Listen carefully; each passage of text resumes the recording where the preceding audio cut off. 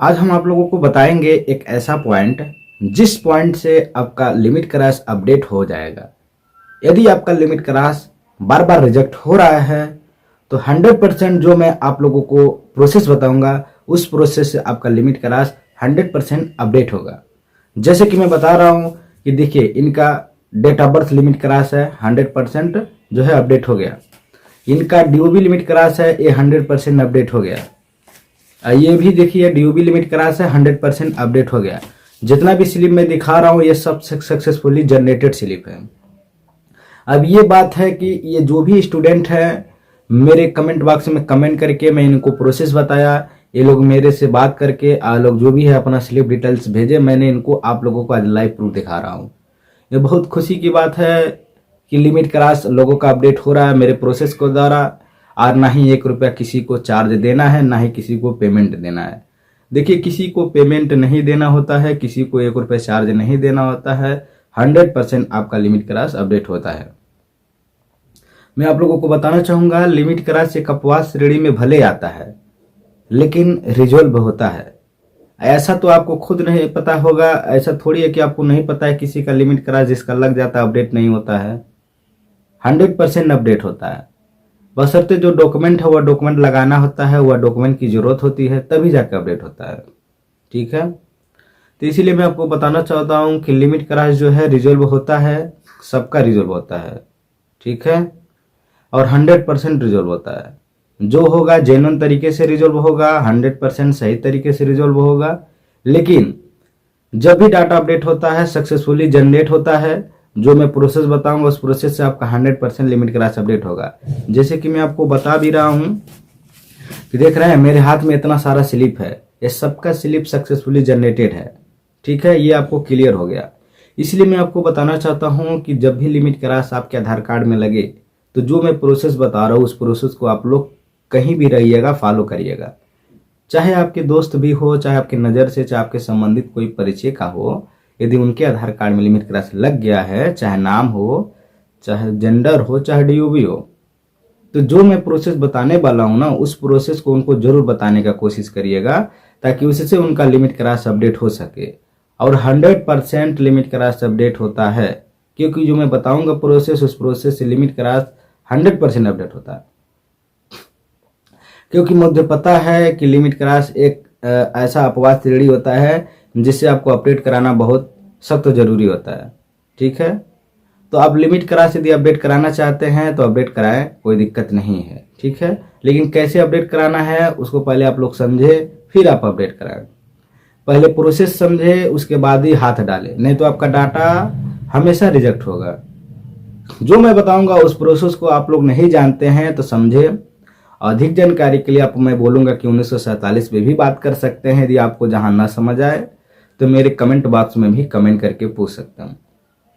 Comment का बात मैं करता हूं तो एक बात याद आ गया कि जो लोग व्यूअर मेरे वीडियो पे नए हैं, वीडियो मेरा देख रहे हैं, तो वो लोग कुछ पूछना चाहते हैं तो बेहिचक पूछ सकते हैं। लेकिन पूछने का तरीका चैनल को सब्सक्राइब करना है, सब्सक्राइब करके वीडियो के कमेंट में जाना है, आपको जो भी प्रॉब्लम है साफ साफ लिखना है। उसके बाद मैं आपका कमेंट जब पढ़ूंगा तो मैसेज के भी थ्रू आपको जवाब दूंगा और एक आपके सेपरेट एक वीडियो बना करके आपके माध्यम से आपके कमेंट के जवाब का जरूर मैं दूंगा। लेकिन एक बात कहूंगा कि जब भी कमेंट करें साफ साफ करें, क्या लिख रहे हैं ये मेरे को पता होना चाहिए। ठीक है, तो चलिए मैं अब पॉइंट की तरफ चलता हूं, लिमिट क्रैश रिजॉल्व कराने की तरफ लेकर चलता हूं। जिस प्रोसेस को आप बेसब्री से इंतजार कर रहे थे कि वह प्रोसेस क्या है, उस प्रोसेस की तरफ मैं बढ़ता हूं और बताता हूं। मैं आपको बताता हूं, एक भाई का कमेंट आया था, उन्होंने लिखा था कि सर मैं पिछले 3 साल से परेशान हूं लिमिट क्रैश को अपडेट कराने के लिए, जो कि date of birth limit cross है मात्र 6 दिन का।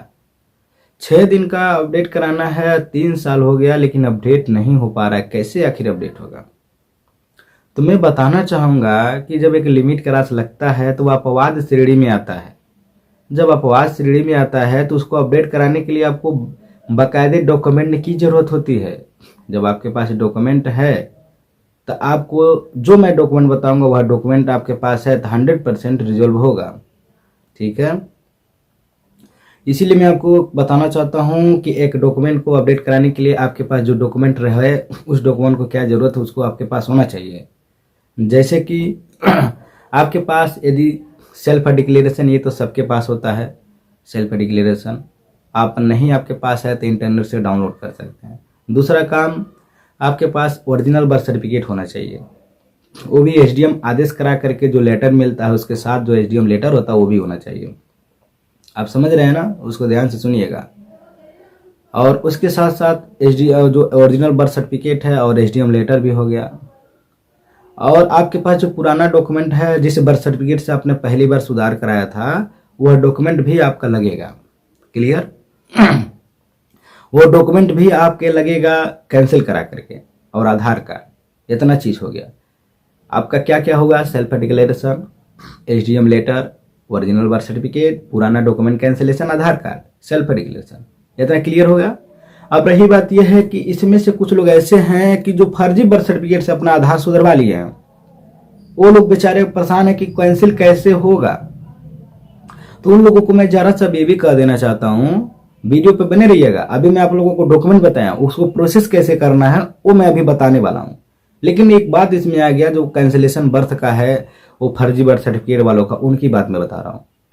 तो जो लोग फर्जी बर्थ सर्टिफिकेट से बनवा लिए हैं, अच्छा उनको पता नहीं है कि कौन सा डॉक्यूमेंट से हमने पहले बार अपडेट कराया था, उनका भी रिजॉल्व में करा रहा हूँ, ध्यान से सुनिएगा। तो आपने देखिए एक बार तो गलती कर ही दिया है फर्जी बर्थ सर्टिफिकेट से ऐसा करना नहीं चाहिए जो कि फर्जी बर्थ सर्टिफिकेट से अपना काम कराएं, क्योंकि ये सही काम नहीं है। क्योंकि देखिए आप एक बार फर्जी काम करेंगे तो आपका ज़िंदगी का सवाल है, हमेशा फंसते जाएंगे। अभी एक बार फंसे हैं फिर फंसेंगे। लेकिन किसी भी तरह इसको रिजॉल्व कराया जा रहा है तो आप उसको गलत फिर ना मिसयूज करें, ताकि फिर ऐसा हो फिर दोबारा नहीं हो पाएगा। तो आप फर्जी बर्थ सर्टिफिकेट से जितने लोग अपना ड्यूबी अपडेट करा लिए हैं, मैं उनसे निवेदन करना चाहूँगा कि वो लोग एक बार 1947 पे और रीजनल ऑफिस पे विजिट करें, अपनी समस्या उनको बताएं, बता करके अपनी जो आधार की समस्या है उसको रिजॉल्व कराएं। 100% रिजॉल्व होगा जो मैं बता रहा हूँ। आप वहाँ विजिट करें, 1947 पे बात करें कि हमने गलती से फर्जी बर्थ सर्टिफिकेट से बनवा लिया, अच्छा जहाँ बनता था वहाँ दिया और पता नहीं कैसे बना दिए, और इसके लिए मुझे क्षमा चाहता हूँ सर, मेरा हेल्प करें। फिर रीजनल अधिकारी वाले आपको जो भी है समस्या का समाधान करेंगे, कुछ तो आपको सोल्यूशन दिया जाएगा। या 1947 में भी पहले बात कर सकते हैं, फिर रीजनल ऑफिस जाइएगा।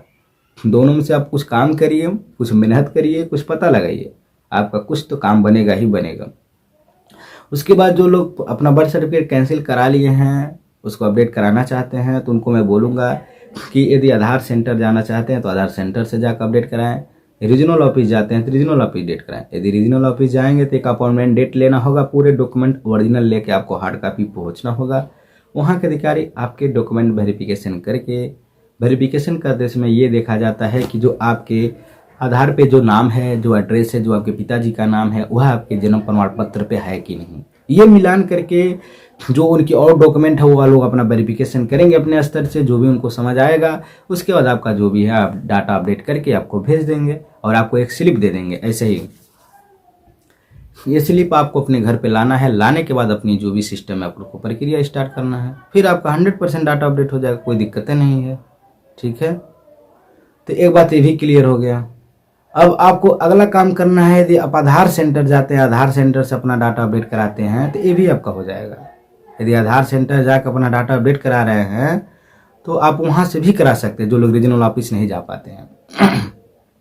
तो जो लोग रीजनल ऑफिस नहीं जा पाते हैं उनके लिए मैं बताऊंगा कि वो लोग आधार सेंटर जाएंगे, वहाँ का ऑपरेटर भी आपका डॉक्यूमेंट वेरिफिकेशन करेंगे लिमिट क्रॉस के तौर पे, और वो आपका लिमिट क्रॉस जो है 15 से 10 मिनट लगेगा, अपडेट करके आपको एक स्लिप दे देंगे। वह स्लिप आपको लाना है घर पे, स्कैन करके पीडीएफ बनाना है, यानी पूरे डॉक्यूमेंट को आपको स्कैन करके पीडीएफ बना करके आप यूडीआई के लिए मेल कर देना है। मेल जिसको नहीं करने आता वो लोग कमेंट बॉक्स में पूछ सकते हैं कि मेल कैसे होता है। उसके बाद आपको एक सीपीजी-ग्राम का पोर्टल होता है, वह मोबाइल नंबर के थ्रू वह पोर्टल रजिस्ट्रेशन हो जाता है, ईमेल आईडी मोबाइल नंबर लगता है। उसके बाद आप जब उसको अपने लॉगिन करेंगे मोबाइल नंबर के थ्रू, तो आपको वहाँ पे आधार सर्विसेज का ऑप्शन दिखेगा, उस पर ओके करके आप आधार अपडेट का ऑप्शन दिखेगा, और करके फिर आपको अगला काम करना है। जैसे आप उसे अपडेट कर देंगे, आपका अगला काम करना है, आधार जो अपडेट हो जाएगा ना, तो उसको अपडेट रिक्वेस्ट जब ओके करेंगे तो जो डिटेल्स मांगेगा वो डिटेल्स आपको उसमें फिल करना है। जब वो डिटेल्स उसमें आप फिल कर देंगे तो नेक्स्ट काम आपको करना है, जो भी प्रक्रिया है नेक्स्ट काम भी मैं बता रहा हूँ, ठीक है। जब आपका उसमें जो डिटेल्स फिल कर देंगे तो वो जो यूडीआई पे आप लोग एक एक डॉक्यूमेंट अटैच किए थे, तो इसमें पूरे डॉक्यूमेंट को मर्ज करके एक साथ पीडीएफ बना के अपलोड करना होता है। क्लियर। उसके बाद आपको जब यहाँ से कंप्लेन कर देंगे तो कुछ लोग ऐसे हैं कि सीपीजी ग्राम कंप्लेन करने से क्या होगा। सीपीजी ग्राम कंप्लेन करने से ऐसा होता है कि आपका जो कार्रवाई बहुत स्लो हो रहा है तो बहुत फास्ट होगा और बहुत जल्दी ही आपकी कार्रवाई जो है रिजॉल्व हो जाएगी और 100% जो है आपकी कार्रवाई रिजॉल्व होती है, क्योंकि सीपीजी ग्राम पोर्टल एक ऐसा पोर्टल है जिसे गवर्नमेंट को बनाया गया है। ये गवर्नमेंट उस पर कार्रवाई बहुत जल्दी करवाती है। किसी भी विभाग का सीपीजी ग्राम पोर्टल पे कंप्लेन करा के अपना कार्रवाई करा सकते हैं। तो आपका आधार कार्ड बार बार रिजेक्ट हो रहा है, आप काफ़ी परेशान है कई महीनों से, तो आप एक बार डाटा अपडेट करा करके यूडीआई पे मेल करते समय आपको एक सीपीजी ग्राम पोर्टल पे आईडी बना करके जो डिटेल्स मांगेगा रजिस्ट्रेशन वगैरह करके उसको फिल करके आप वहाँ डॉक्यूमेंट अपलोड करा करके जो भी है वहाँ से कंप्लेन करा करके अपनी जो है समस्या रिजॉल्व करा सकते हैं, ठीक है। इस तरह का वीडियो यदि आप लोग पाना चाहते हैं तो मेरे वीडियो के कमेंट बॉक्स में कमेंट करें, जो भी सुझाव है चैनल को सब्सक्राइब करें। जय हिंद दोस्तों, नमस्कार।